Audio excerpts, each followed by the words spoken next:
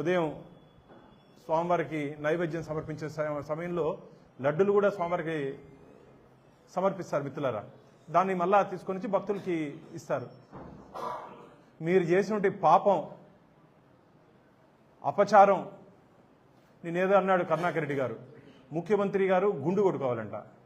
నువ్వు, జగన్మోహన్ రెడ్డి, లీడర్ నుంచి క్యాడర్ వరకు మీరందరూ గుండు కొట్టుకున్నా మీరు చేసిన మహా అపచారానికి విరుగుడు లేదు మిత్రులారా.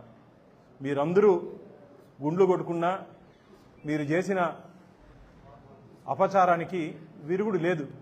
అంత మహా అపచారం చేశారు మీరు ఈరోజు మాట్లాడుతుంటే దెయ్యాలు వేదాల వల్ల ఇచ్చినట్టుంది. ఈరోజు ఏదో యాగాలు కూడా చేస్తున్నారంట.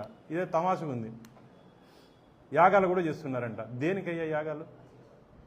చేసిన పాపం పోవడానిక? మీరు యాగాలు చేసినా, గంగా నదిలో మునిగినా, మీ క్యాడర్లు లీడర్లందరూ గుండు కొట్టుకున్నా మీరు చేసిన అపచారం ఎట్టి పరిస్థితుల్లోనూ స్వామివారు క్షమించరు. ప్రజల ఆగ్రహంతో పాటు స్వామివారి ఆగ్రహం కారణంగా మీరు 11 స్థానాలకు పరిమితమైపోయారు.